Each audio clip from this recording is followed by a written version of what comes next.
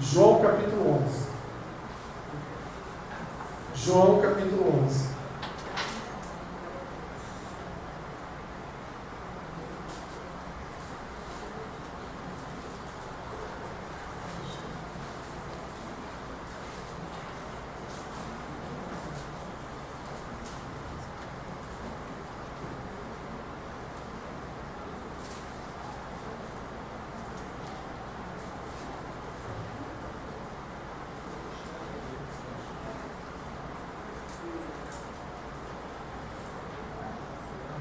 A ressurreição de Lázaro.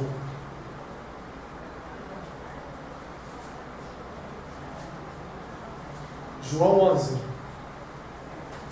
Estava enfermo Lázaro de Betânia, da aldeia de Maria e de sua irmã Marta. Esta Maria, cujo irmão Lázaro estava enfermo, era a mesma que ungiu com bálsamo o Senhor e lhe enxugou os pés com os seus cabelos. Mandaram, pois, as irmãs de Lázaro dizer a Jesus: Senhor, está enfermo aquele a quem amas. Ao receber a notícia, disse Jesus: esta enfermidade não é para a morte, e sim para a glória de Deus, a fim de que o Filho de Deus seja por ela glorificado. Ora, amava Jesus a Marta e a sua irmã e a Lázaro. Quando, pois, soube que Lázaro estava doente, ainda se demorou 2 dias no lugar onde estava. Depois, disse aos seus discípulos: vamos outra vez para a Judéia. Disseram-lhe os discípulos: Mestre, ainda agora os judeus procuravam apedrejar-te, e voltas para lá? Respondeu Jesus: não são 12 as horas do dia? Se alguém andar de dia, não tropeça, porque vê a luz deste mundo. Mas se andar de noite, tropeça, porque nele não há luz. Isto dizia, e depois lhes acrescentou: nosso amigo Lázaro adormeceu, mas vou para despertá-lo. Disseram-lhe, pois, os discípulos: Senhor, se dorme, estará salvo. Jesus, porém, falara com respeito à morte de Lázaro, mas eles supunham que tivesse falado do repouso do sono. Então, Jesus lhes disse claramente: Lázaro morreu, e por vossa causa me alegro de que lá não estivesse, para que possais crer, mas vamos ter com ele.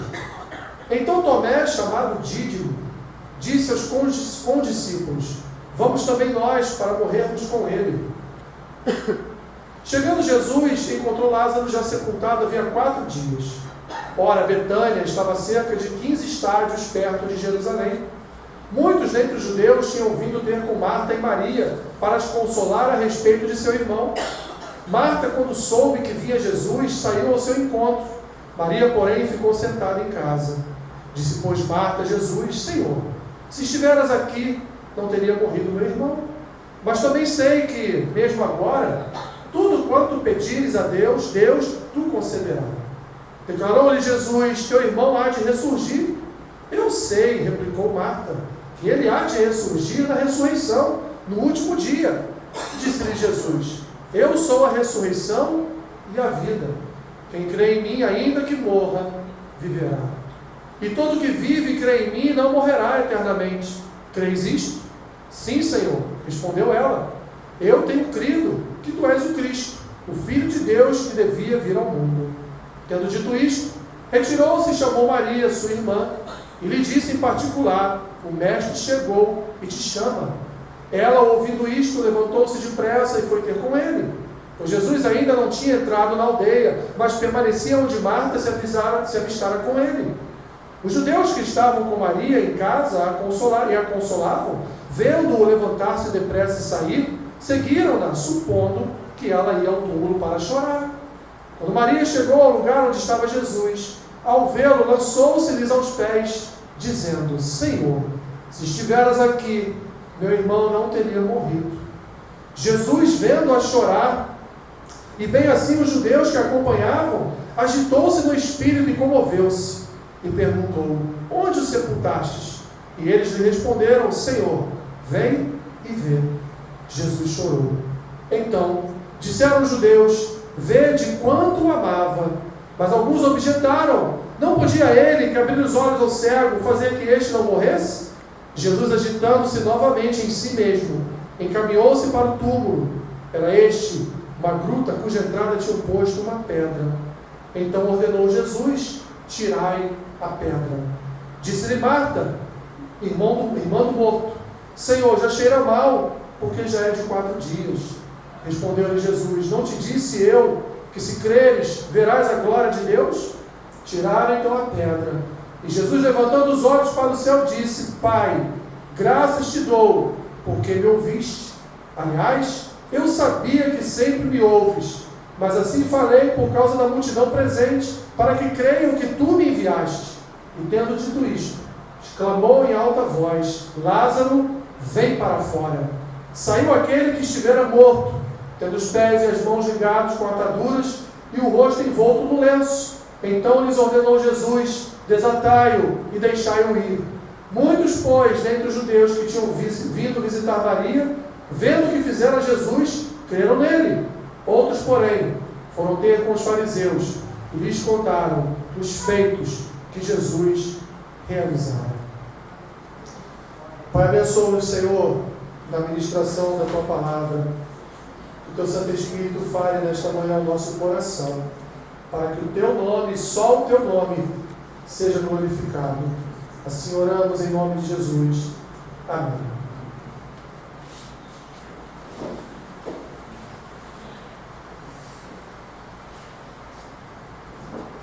Esse possa ser talvez um dos textos mais conhecidos a respeito do tempo em que Jesus ministrou entre nós.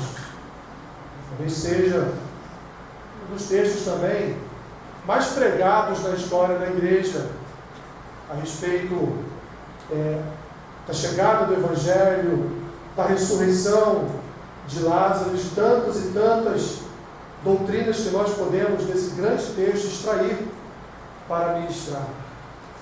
Mas uma coisa, meus irmãos, que nos chama a atenção nesse texto é o seu início. Porque vemos aqui de uma forma introdutória que o Senhor Jesus havia sido avisado que Lázaro já era morto. Lázaro estava enfermo, mas enfermo para morrer. E Jesus sabia que ele morreria. E algo que até certo ponto nos choca, porque nós sabemos qual é o resultado, nós sabemos por que Jesus não atendeu prontamente aquele pedido para ir lá e talvez orar por Lázaro e Lázaro ser curado daquela enfermidade e não morrer. Nós sabemos, porque o texto já está revelado a nós. Mas imagina você, um judeu dos tempos de Cristo, ali junto com Jesus, numa outra cidade, e aí chega a mensagem de Marta e Maria, que um dos amigos de Jesus, um daqueles que talvez fossem mais próximos de Jesus, um homem a quem Jesus amava, ele e as suas irmãs, estava enfermo com uma enfermidade que muito provavelmente geraria a morte de Lázaro. E Jesus então, tranquilamente, de uma forma desesperadamente tranquila, porque é desesperadora as palavras de Jesus no início desse texto, ele então espera que Lázaro morra, para só então visitá-lo, para só então ir ao encontro dele. Evidentemente, repito, hoje nós já sabemos o enredo, para que a glória de Deus, para que o nome do próprio Senhor Jesus fosse glorificado, tendo em vista que ele estava ali vindo novamente de outra gama de perseguições em relação aos seus feitos, em relação à sua palavra. Jesus havia acabado de dizer que ele era o bom pastor, que ele era a porta do aprisco, e agora Jesus vai nos brindar, nos abençoar com uma outra palavra, dizendo que ele é a ressurreição e é também a vida. Nós olhamos então para esse texto e passamos a entender, meus irmãos, por que às vezes as nossas orações demoram tanto de serem respondidas. Por que às vezes, de repente, você está aí já há anos e anos e anos orando, e Jesus está lá pensando: não é a hora de eu ir, não é a hora de eu responder. E você está aqui na terra chorando, Senhor, você vai deixar a situação chegar a esse ponto? E Jesus está para nós, numa tranquilidade desesperadora. Quantos, né, entre nós já estão há anos aí orando por uma causa, orando por alguma situação e nada acontece? Então nós olhamos para esse texto e na sua introdução nós passamos a entender, meus irmãos, que a glória não está no nosso orar, a glória está naquele que possui toda a glória. Quando nós olhamos para os primeiros versículos dessa palavra, nós passamos a entender que talvez não seja no nosso muito orar, embora o próprio Senhor Jesus tenha nos ensinado a bater na porta. O próprio Senhor Jesus nos traz uma parábola a respeito da viúva com o juiz iníquo, dizendo: olha, insista, faça como esta viúva, bata na porta do juiz todo dia, julga minha causa, julga minha causa, julga minha causa, julga minha causa. E talvez em algum momento o juiz vai ver que você está me perturbando, então eu vou lá julgar a causa dela, não aguento mais bater na minha porta todo dia. As Escrituras nos ensinam, meus irmãos, a nós orarmos, a nós buscarmos, a nós batermos a porta, a nós pedirmos. Ela nos ensina, o próprio Senhor Jesus nos ensinou isso. Mas isso não significa que ao batermos, ao pedirmos, ao buscarmos, imediatamente nós receberemos. Isso não significa que a porta vai se abrir no nosso primeiro toque-toque. Aliás, é até raro que isso aconteça. Isso pode acontecer num momento ali de aflição, desespero, algo momentâneo em que foi precisa uma intervenção divina para que algo acontecesse. Acontece ali instantaneamente. Mas via de regra, meus irmãos, nós lutamos, nós labutamos anos e anos por uma causa e às vezes a gente não ouve nada. Passamos por períodos de desânimo, passamos por períodos de tristeza, passamos por períodos de desconfiança do Senhor, passamos por períodos até que em nossas orações nós até gritamos, né, achando que Deus não está ouvindo. Passamos por períodos em que a gente separa 2 ou 3 para estarem orando conosco por aquela causa, por aquela determinada causa, e mesmo assim, meus irmãos, Jesus recebe a nossa notícia todos os dias, mas Ele permanece inerte. E olha que curioso, Lázaro não era qualquer pessoa. Maria e Marta não eram quaisquer mulheres.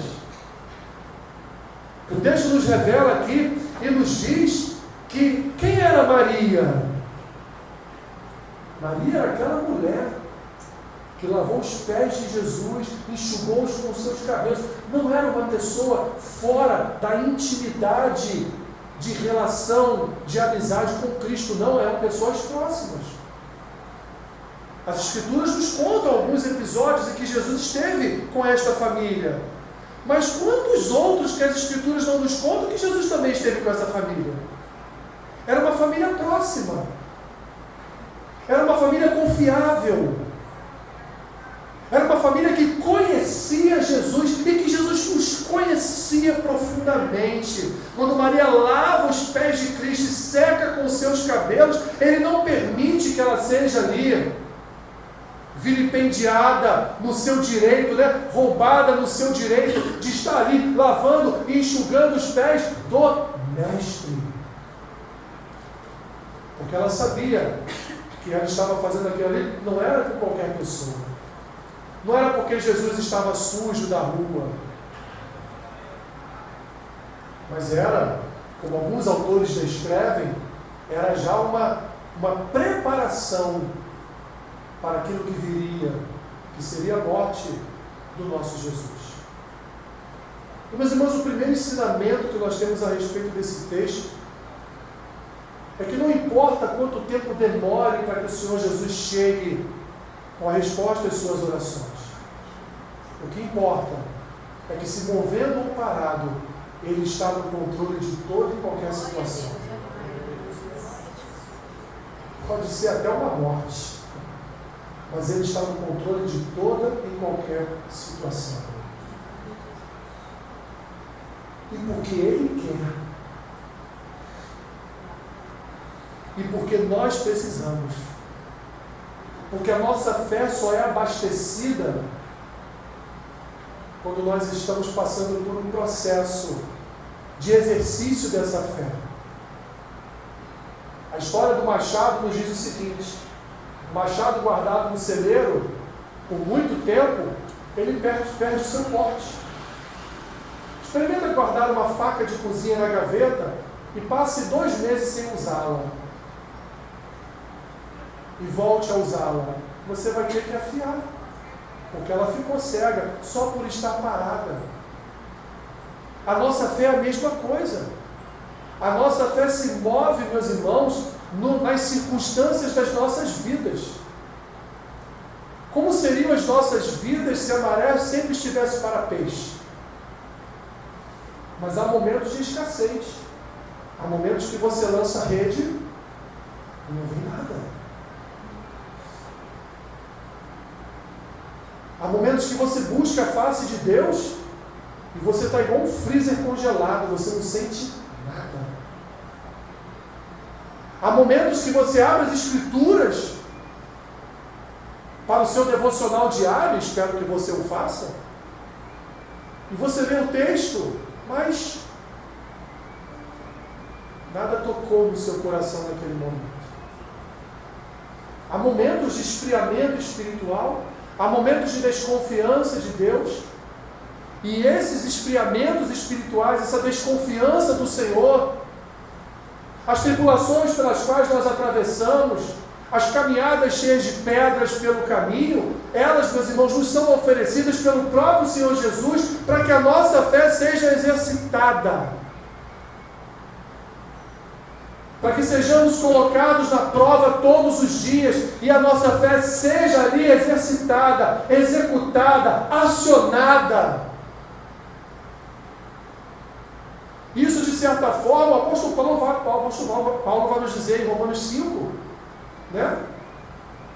Da experiência, da esperança. Isso, de certa forma, meus irmãos, nos fortalece. Não que nós queremos ter tribulações todos os dias, não é isso? Mas momentos como esse, que Marta e Maria passaram, foram momentos que rebusteceram a fé dessas mulheres. Mas o melhor de tudo, mesmo Jesus tendo chegado próximo daquela aldeia, né, próximo ali a Betânia, alguns dias depois da morte de Lázaro, como a própria Maria vai dizer, ele já cheira mal, já está lá dentro há 4 dias. Vocês observaram quais foram as primeiras palavras destas mulheres? Porque ao mesmo tempo que nos amostra a inércia de Jesus, esse texto nos mostra, meu irmão e minha irmã, que em que pese a inércia de Jesus, essas mulheres nunca deixaram de confiar no Mestre.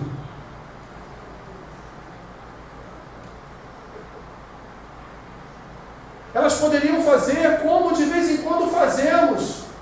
Ô Senhor, está demorando, hein? Eu oro. Jejum. Toda a igreja domingo após domingo. Né? Como a Solange, depois estava ligado. A Solange falou aqui hoje, lá no livro de Provérbios, ela falou dos vários temas que o livro de Provérbios tem, né? E um dos temas é a inveja do ímpio, né? Eu ouvi. Mas o meu vizinho é ímpio e ele tem isso, tem aquilo, e eu passo sufoco todo mês, não consigo fechar no azul as minhas contas. Porque aquele lá no meu trabalho que não te serve tem o mesmo cargo que eu. No funcionalismo público isso é muito comum, ele recebeu uma gratificação e eu não. Mas eu sou justo diante do Senhor. Não, essas mulheres não reclamaram do vizinho, da gratificação, do aumento de salário. Elas não reclamaram de nada. Quando Jesus chega até elas, primeiro chega até Marta, ou aliás, Marta vai ao encontro de Jesus. E ela encontra o Mestre. E ao invés, botar a mão na cintura e falar: por que o Senhor demorou tanto, hein? Por quê? 4 dias que eu te mandei a mensagem. O Senhor não sabia que Lázaro morreu? O Senhor não sabia que Lázaro estava enfermo? Há 4 dias atrás eu mandei te avisar. E o Senhor não fez nada. Não. Essa mulher se alegra mesmo com a morte do irmão. Essa mulher se alegra, se coloca diante do mestre e diz: Senhor, se o Senhor estivesse aqui, Lázaro não teria morrido. Mas eu sei que se o Senhor pedir a Deus, Deus pode atendê-lo em qualquer coisa. E ali, olha, essa mulher é tão profunda na palavra. Meus irmãos, nós estamos falando de um assunto de escatologia. Nós estamos falando de um assunto que era tratado no templo, onde não havia presença de mulheres. Mas essas mulheres ouviram Jesus. Essas mulheres estiveram com Jesus. E ela responde: eu sei, Senhor. Eu sei que Lázaro não morreu, eu sei que meu irmão não morreu, eu sei que meu irmão apenas dorme, porque no último dia, ele ressuscitará.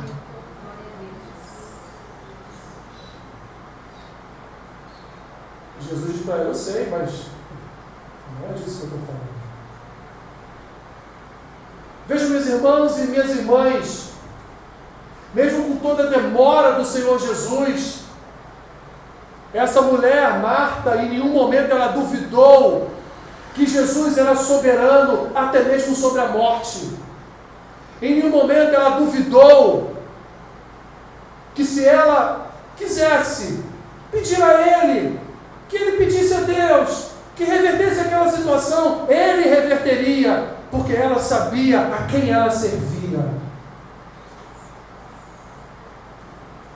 Ela sabia onde o seu coração estava, porque ela já ouvira Jesus falar, porque ela já ouvira o verbo se manifestar, porque ela já ouvira e já tivera contato com Ele, e viu as obras que Jesus realizou, ouviu muito melhor do que as obras, ouviu as santas palavras do Mestre. E essa palavra não só entrou no seu coração, mas essa palavra habitava no seu coração de tal forma, a tal ponto, meus irmãos, que mesmo diante da morte do seu irmão, esta mulher não reclamou por Jesus não ter vindo, esta mulher não murmurou por Jesus não ter chegado com a solução. Essa mulher olhou para ele e viu nele seu Deus, o seu Senhor, e que ele poderia, ainda com Lázaro morto, ele poderia reverter aquela situação. Ela não duvidou, ela não questionou, ela não murmurou. Pelo contrário, Jesus está chegando, nem deixou ele entrar na aldeia, ela já foi ao encontro dele, sabendo que ele é o soberano eterno. Porque ela mesma vai dizer aquilo no versículo 27, sim, Senhor, respondeu ela, eu tenho crido que tu és o Cristo, o Filho de Deus, que devia vir ao mundo. Essa mulher, meus irmãos, essa frase, ela não é simples. Essa mulher está falando, eu sei que tu és o Filho de Deus, que devia vir ao mundo. Ela está falando de Isaías, ela está falando de Jeremias, ela está falando de Joel, ela está falando de Oséias, ela está falando de Salmos, ela está falando de toda a Escritura. Essa mulher está pregando toda a Escritura. Ela está dizendo, eu sei, não é só porque o Senhor me disse, eu sei porque lá atrás disseram que o Senhor viria. Não foi porque o Senhor me disse que é o Cristo, que é Filho de Deus, não. Eu sei, porque eu creio que o Messias viria. E quando eu olhei para o Senhor, quando eu vi a sua face, eu vi a sua voz, eu reconheci o meu bom pastor. E eu creio que o Senhor é o Filho de Deus. O Cristo que Isaías, que Jeremias, que Ezequiel, que Daniel, que todos eles pregaram. Até mesmo aquele que está descrito lá em Gênesis capítulo 3, versículo 15. Eu sei que é o Senhor que vai pisar a cabeça da serpente. eu sei que é o Senhor que vai vencer a morte, eu sei que é o Senhor que vai promover a nossa ressurreição no último dia. Meus irmãos, o versículo 27 não é só uma mulher falando que crê, mas é uma mulher que conhece profundamente a palavra de Deus. É uma pessoa que conhece com profundidade as Escrituras. Porque ela não fala só do agora, ela fala do ontem, ela fala do lá, ela fala dos profetas que anunciaram a vinda do Messias. Mas essa palavra não se resume só em Marta, né? Embora o texto com Marta seja aqui um pouquinho mais escatológico, teológico, mas nós temos também Maria. E se nós não conhecêssemos essa outra irmã, diríamos, não, eu acho que Maria vai reclamar. Eu acho que Maria não terá a mesma posição de Marta. Eu acho que Maria vai fazer alguma reclamação. Meus irmãos, parece que Maria ouviu Marta falar. Porque a palavra de Maria, quando Jesus manda chamá-la, Maria chegou no mesmo lugar onde Jesus estava, diz o versículo 32. Ao vê-lo, ela fez mais do que Marta. Ao vê-lo, ela lançou-se-lhe aos pés, dizendo, o que ela disse? Senhor, se o Senhor estivesse aqui, meu irmão ainda viveria. A mesma frase de Marta. A mesma frase de Marta. Uma família, meus irmãos, uma família abastecida com o poder do Evangelho, mas uma família que sabia que ainda que Lázaro viesse a ressuscitar, um dia ele voltaria a morrer. Porque todos nós, meus irmãos, um dia morreremos. Isso é fato. Não há como fazer diferente. Um dia todos nós partiremos desta terra. Um dia todos nós morreremos, independente do seu grau de relacionamento com Jesus, um dia todos nós morreremos. Esse corpo em que vivemos hoje, esse tabernáculo humano em que o Espírito Santo habita, um dia ele se desfará. Elas sabiam disso, que era inevitável esse dia chegar. E por conhecerem as Escrituras, por terem um relacionamento próximo e íntimo com o Senhor Jesus, sabendo quem Ele era, elas então confiaram plenamente no poder que vinha dele, sabendo que Ele era o autor, Ele era o dono da vida, Ele era o Criador de todas as coisas. Elas sabiam que não estavam diante de um profeta, de um sacerdote, de um homem comum, mas elas estavam diante de Deus. Deus encarnado, como diz o próprio João, no capítulo 1 do seu Evangelho. Coisas que nos chamam a atenção nesse texto, meus irmãos. Quantos já pregaram aí sobre Jesus chorar, né? E Jesus chorou. Esse chorou carregado de N significados. Mas evidentemente que o principal dos significados não foi o fato de Deus ter criado o homem pecou e por isso então a morte chegou na humanidade. Não é isso, meus irmãos. Jesus está chorando porque perdeu um amigo. É simples de entender. Não tem nada de rebuscado por trás disso. Jesus está chorando porque perdeu um amigo. Jesus está chorando porque ele está se condoendo pelos outros que estão chorando por causa de Lázaro. Não é porque Deus criou o homem, né? Criou o homem, não sei se para viver para sempre ou não, porque as Escrituras não dizem. Elas só dizem que por causa do pecado, a morte passou a habitar a vida do homem. O homem agora não teria mais tantos anos de vida, né? Seus anos de vida seriam encurtados. A Bíblia nos expõe isso. Então o choro de Jesus não tem nada a ver com isso. O choro de Jesus é porque ele perdeu um amigo. O choro de Jesus é porque ele está se condoendo por aqueles outros que estão ali em volta, estão chorando também pela perda daquele homem. Pela perda daquele homem muito bem quisto naquela aldeia. Jesus então ele chora. E o próprio texto, meus irmãos, diz aqui. Jesus, vendo-a chorar, e bem assim os judeus que acompanhavam, agitou-se no espírito e comoveu-se. O comoveu-se dá entrada para o Jesus chorou. Então Jesus não chorou porque ele é o Criador da humanidade, a humanidade se perdeu e vai morrer. Não, Jesus chorou porque ele perdeu uma vida. Porque ele perdeu a pessoa próxima. E ele ali se condoeu por todos os outros que haviam perdido também ali o seu amigo.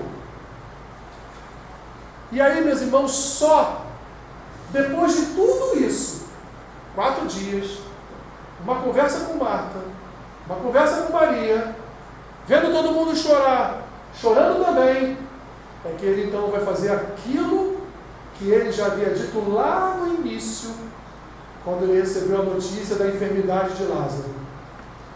O que ele disse? Que a enfermidade de Lázaro era para que o nome de Deus fosse glorificado. É para que ele fosse glorificado através da morte de Lázaro. E aqui, meus irmãos, nós podemos claramente, porque o texto nos permite isso, podemos aqui, meus irmãos, fazer sim uma analogia. E vários são os autores que vão, até certo ponto, fazer essa analogia. A analogia, meus irmãos, de que a ressurreição de Lázaro, ela é para nós também de forma análoga ao resultado do Evangelho. Porque enquanto Jesus não chegou àquela aldeia, aquele homem ficou enfermo e morreu. Enquanto Jesus não chegou naquela aldeia, as pessoas, as irmãs e aqueles mais allegados estavam sofrendo com a morte de Lázaro, estavam morrendo por causa da sua morte. Enquanto Jesus não chegou naquele lugar, nada de sobrenatural aconteceu. Tudo o que aconteceu ali foi natural. Uma pessoa ficou enferma e morreu. E os que estão vivos estão ali cercando ali o túmulo de Lázaro, estão chorando pela morte de Lázaro, já passados os 4 dias. Estão há 4 dias de luto ali, sofrendo pela morte daquele bom homem. Até aí nada de extraordinário havia acontecido. Mas o extraordinário começa a acontecer quando Jesus chega próximo à aldeia e tem ali a sua primeira verbalização com Marta, depois com Maria, e agora, no ápice do texto, quando nós vamos ver ele dizendo, olha, retire esta pedra. E Maria então vai lhe dizer, como qualquer outra pessoa lhe diria, Senhor, já deve estar fedendo, o corpo já deve estar em decomposição.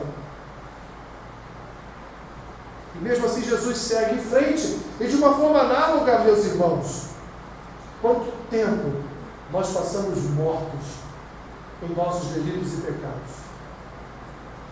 Quanto tempo, meus irmãos, até a pedra ser retirada do nosso túmulo, nós também passamos longe da presença do Autor da vida? Quanto tempo nós passamos, meus irmãos, peregrinando em lugares de trevas? Quanto tempo nós permanecemos com as nossas vidas entregues ao império das trevas, como diz Paulo em Colossenses? Quanto tempo, meus irmãos, nós permanecemos do outro lado? Quanto tempo nós permanecemos caminhando para o inferno todos os dias? Quanto tempo nós permanecemos longe da luz, longe do Salvador, longe da palavra que liberta, da palavra que transforma, da palavra que regenera? Quanto tempo nós ficamos, meus irmãos, como Lázaro, dentro de uma sepultura, aguardando um ressuscitar? Nós olhamos para esse contexto e podemos dizer, meus irmãos, também que assim como o ressuscitar de Lázaro só foi possível com a chegada de Cristo, o nosso ressuscitar também só foi possível com a chegada de Cristo aos nossos corações. Porque antes disso estávamos mortos. Antes disso nossas vidas pertenciam a Satanás. Antes disso nós não tínhamos esperança. Não nutríamos no nosso coração a possibilidade de uma vida eterna e paz com Deus, porque nós estávamos errantes, perdidos por esse mundo, éramos como mortos-vivos. Como toda essa sociedade aí fora. Mas um dia, meus irmãos, Cristo chegou. e falou: tire a pedra. Um dia tiraram essa pedra, meus irmãos. Não sei se foi alguém te evangelizando, não sei se foi um culto que você entrou numa igreja e ouviu a palavra, eu não sei. Mas um dia, meus irmãos, a pedra foi retirada e nós fomos ressuscitados. Mesmo estando já tantos anos fedidos, guardados dentro daquela sepultura, o nosso Mestre nos ressuscitou, meus irmãos. Vida com Deus é um milagre. O mesmo milagre que Jesus realizou em Lázaro, ao mandar remover a pedra e orar ao Pai para que ele viesse a ressuscitar, foi o mesmo milagre que Deus, em Cristo, realizou em nossas vidas. Viver uma vida com Deus é um milagre. Viver uma vida com Deus só a partir de um ressuscitar do nosso espírito. Viver uma vida com Deus só a partir de um regenerar da nossa alma. Viver uma vida com Deus só a partir do remover da pedra que nos separava da luz. Não se engane, meu irmão e minha irmã. O fato de você estar aqui nesta manhã, o fato de você servir ao Senhor é um milagre. Não que fosse a condição de Lázaro, mas Jesus é capaz de ressuscitar o mais vil pecador. O próprio apóstolo Paulo disse: eu era o pior dos pecadores. Nós éramos os piores dos pecadores. Mas Cristo nos ressuscitou. Cristo nos alcançou, meus irmãos. De tal forma que hoje,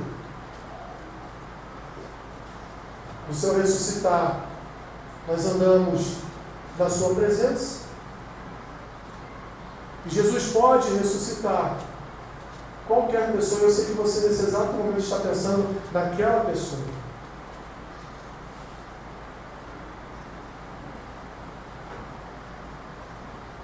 Mas Ele pode alcançar a vida de qualquer pessoa.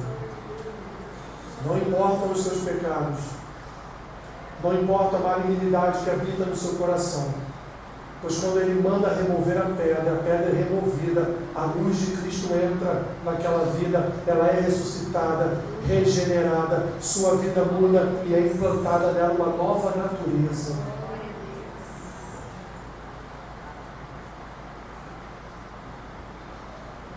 Mas será que nós temos o coração de Marta e de Maria?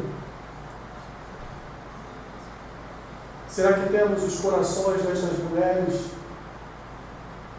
ao ponto de falarmos para o Senhor: Senhor, se o Senhor quiser pedir a Deus, se o Senhor fizer esta mediação entre as minhas orações e a vontade do Pai, se o Senhor pedir, o Pai pode ressuscitar esse morto que está na minha casa.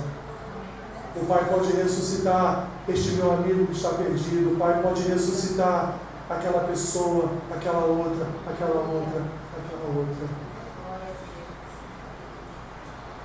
Esse texto, meus irmãos, esse texto não trata só de uma escatologia, mas esse texto também trata de uma vida com Deus, de confiança na soberania de Cristo, de confiança em que Jesus basta a Ele uma só palavra. A gente lê esse texto, não uma só palavra, e os montes se removerão, os montes se moverão, né? Mas cremos de verdade, meus irmãos? Cremos de verdade? Ao ponto de que ainda que tudo esteja de uma forma horrenda, mas ainda assim cheguemos a Cristo e dizemos a Ele: Senhor, se o Senhor tivesse chegado ontem, estava melhor, mas se o Senhor chegou agora, está bom também, porque eu sei que o Senhor tudo pode. O Senhor tudo pode. Esse texto não fala só da ressurreição de Lázaro ou de uma futura ressurreição nossa, mas esse texto fala, meu irmão e minha irmã, de como os ressuscitados da sua alma andam diante de Deus. como aqueles que já experimentaram o ressuscitar na sua vida, andam diante de Deus. É o que esse texto principalmente nos ensina. Porque Cristo não vai se alegrar na ressurreição de Lázaro. Cristo vai se alegrar que aquela ressurreição de Lázaro vai glorificar o nome do Pai. Não é a ressurreição de Lázaro o principal tema desse texto, mas é o nosso coração. Como anda o nosso coração? É um coração ressuscitado de verdade? É um coração regenerado de verdade? É um coração que confia plenamente no Senhor, ainda que esteja morto, você crê que Ele possa reviver, que Ele possa ressuscitar, que Ele possa agir, entrar com providência de uma forma que você nunca talvez tenha imaginado em toda a sua vida? É esse ensino que esse texto deixa para nós, meus irmãos. Como está o nosso coração ressuscitado diante daquele que nos tirou da morte e nos trouxe a vida? Amém? Senhor, Tu és Senhor que sonda os corações. Tu és Senhor que sonda o nosso interior. Muitas vezes vivemos enganados, pensando que o nosso coração é Teu. E às vezes, Senhor, nós ainda o prendemos, ainda o amarramos, talvez com medo de deixarmos Ele totalmente entregue em Tuas mãos. Mas nós queremos nesta manhã, Senhor, Te pedir um revigorar do Teu Santo Espírito em nosso coração. O que peço, Senhor, a intimidade que cada um tenha contigo. Ainda assim, Senhor, ainda assim, precisamos todos os dias colocar o nosso coração à Tua disposição. Tu és soberano, Senhor. Nós declaramos que Tu reinas sobre nós. Tu és Senhor sobre as nossas vidas. Tu tens cuidado de nós. E não importa o tempo que o Senhor vai demorar para chegar à nossa aldeia, mas nós sabemos que o Senhor virá. Sabemos que o Senhor chegará. E quando o Senhor vier, quando o Senhor chegar, nós estaremos com os nossos corações preparados para Te receber, Senhor, não importando que a morte já se faz presente, mas, Senhor, nos importando de que a vida chegou e que o Senhor pode ressuscitar, o Senhor pode mudar toda a história. Abençoe a vida do meu irmão e da minha irmã.